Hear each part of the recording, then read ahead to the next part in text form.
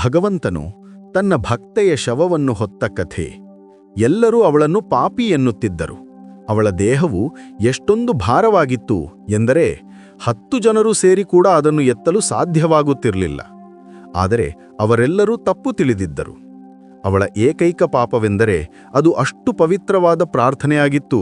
ಅದಕ್ಕೆ ಉತ್ತರ ನೀಡಲು ಸ್ವತಃ ಭಗವಂತನೇ ಬರಬೇಕಾಯಿತು. ನಮಸ್ಕಾರ ಸ್ನೇಹಿತರೆ. ಈಕೆ ಒಬ್ಬಳು ಮುದುಕಿ.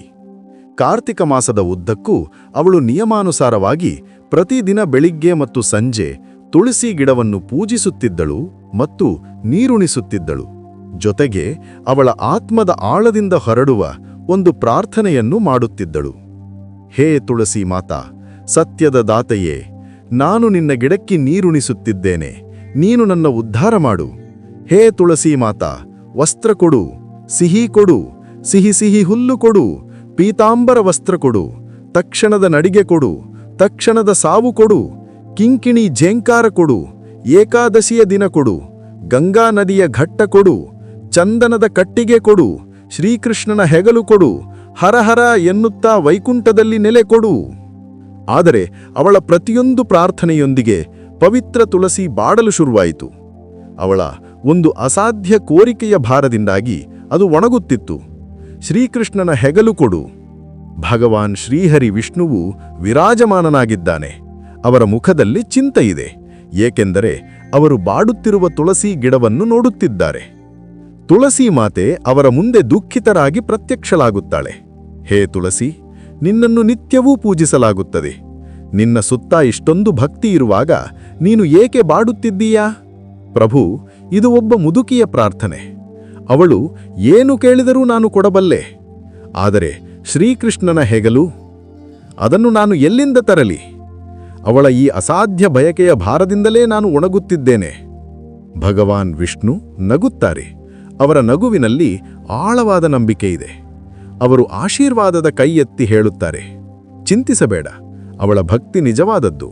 ಅವಳ ಸಮಯ ಬಂದಾಗ ನಾನೇ ಹೋಗಿ ಅವಳ ಕೊನೆಯ ಆಸೆಯನ್ನು ಪೂರೈಸುತ್ತೇನೆ. ಆದರೆ ವಿಷ್ಣುವಿಗೆ ತಿಳಿದಿತ್ತು, ಈ ವಚನದೊಂದಿಗೆ ಒಂದು ಸವಾಲು ಕೂಡ ಇತ್ತು. ನನ್ನ ವಚನವನ್ನು ಪೂರೈಸಲು ಅವಳ ನಂಬಿಕೆ ಕೊನೆಯವರೆಗೂ ಅಚಲವಾಗಿರಬೇಕು. ಈ ಪರೀಕ್ಷೆ ನನ್ನದಲ್ಲ, ಆದರೆ ಅವಳನ್ನು ಪರೀಕ್ಷಿಸುವ ಈ ಪ್ರಪಂಚದ್ದು. ಕೆಲವು ತಿಂಗಳುಗಳು ಕಳೆದವು. ಅದು ಏಕಾದಶಿಯ ದಿನ. ಮುದುಕಿಯು ದುರ್ಬಲಳಾಗಿದ್ದರೂ ತೃಪ್ತ ಮನಸ್ಸಿನಿಂದ ದೇವಸ್ಥಾನದ ಕರೆಗೆ ನಡೆಯುತ್ತಿದ್ದಳು.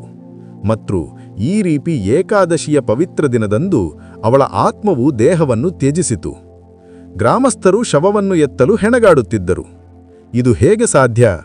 ಅವಳು ಇಷ್ಟೊಂದು ಪೂಜೆ ಪುನಸ್ಕಾರ ಮಾಡುತ್ತಿದ್ದಳು, ಆದರೂ ಅವಳ ದೇಹವು ಕಲ್ಲಿನಂತೆ ಭಾರವಾಗಿದೆ. ಇದು ಭಕ್ತಿಯ ಸಂಕೇತವಲ್ಲ, ಯಾವುದೋ ದೊಡ್ಡ ಪಾಪದ ಸೂಚನೆ. ಅವಳು ಕಪಟಿ. ಏನಾಯಿತು ಪುತ್ರರೇ? ಇಲ್ಲಿ ಏನು ತೊಂದರೆ? ಮಹಾರಾಜರೇ, ಈ ಮಹಿಳೆ ಪಾಪಿ. ನಾವು ಅವಳನ್ನು ಅಲುಗಾಡಿಸಲೂ ಸಹ ಸಾಧ್ಯವಾಗುತ್ತಿಲ್ಲ. ನಾನು ಒಮ್ಮೆ ಪ್ರಯತ್ನಿಸುತ್ತೇನೆ. ಬ್ರಾಹ್ಮಣನು ಶವದ ಮೇಲೆ ತನ್ನ ಕೈಯನ್ನು ಇಡುತ್ತಾನೆ ಮತ್ತು ಆ ಶವವನ್ನು ಸುಲಭವಾಗಿ ಎತ್ತುತ್ತಾನೆ. ಗ್ರಾಮಸ್ಥರು ಆಶ್ಚರ್ಯಚಕಿತರಾಗುತ್ತಾರೆ. ಈಗ ಅವರಿಗೂ ಆ ಶವವು ಹೂವಿನಂತೆ ಹಗುರವಾಗಿ ಭಾಸವಾಗುತ್ತದೆ. ಆ ಬ್ರಾಹ್ಮಣನೇ ಶವವನ್ನು ತನ್ನ ಹೆಗಲಿನ ಮೇಲೆ ಹೊತ್ತುತ್ತಾನೆ. ಭಗವಂತನ ಸ್ಪರ್ಶ ಮಾತ್ರದಿಂದ ಇಡೀ ಬ್ರಹ್ಮಾಂಡವನ್ನು ಹಿಡಿದಿರುವವನಿಗೆ ಒಂದು ವಿನಮ್ರ ಭಕ್ತೆಯ ಭಾರ ಇಳಿದು ಹೋಯಿತು. ಅವಳ ಕೊನೆಯ ಆಸೆಯನ್ನು ಪೂರೈಸಲು ಅವರು ತನ್ನ ಹೆಗಲನ್ನು ಕೊಟ್ಟರು ಮತ್ತು ಗಂಗಾ ನದಿಯ ತೀರದಲ್ಲಿ ಚಂದನದ ಕಟ್ಟಿಗೆಗಳಿಂದ ಅವಳ ಅಂತ್ಯ ಸಂಸ್ಕಾರವು ನೆರವೇರಿತು. ಈ ರೀತಿಯಾಗಿ ಭಗವಂತನು ಅವಳ ಅಸಾಧ್ಯ ಪ್ರಾರ್ಥನೆಯನ್ನು ಪೂರೈಸಿದನು. ಹೇ ತುಳಸಿ ಮಾತಾ, ನೀನು ಆ ಮುದುಕಿಗೆ ಹೇಗೆ ಮುಕ್ತಿ ನೀಡಿದೆಯೋ ಅದೇ ಮುಕ್ತಿಯನ್ನು ನಮ್ಮೆಲ್ಲರಿಗೂ ನೀಡು. ಅವಳಿಗೆ ಶ್ರೀಕೃಷ್ಣನ ಆಶ್ರಯ ದೊರಕಿದಂತೆ ಅದೇ ದೈವಿಕ ಆಶ್ರಯವೂ ನಮ್ಮೆಲ್ಲರಿಗೂ ಜೀವನದಲ್ಲಿ ದೊರೆಯಲಿ.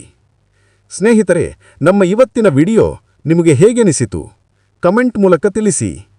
ನಮ್ಮ ದಿವಾನ್ ಭಕ್ತಿ ಶಾರ್ಟ್ ಯೂಟ್ಯೂಬ್ ಚಾನಲ್ ಅನ್ನು ಸಬ್ಸ್ಕ್ರೈಬ್ ಮಾಡಿ.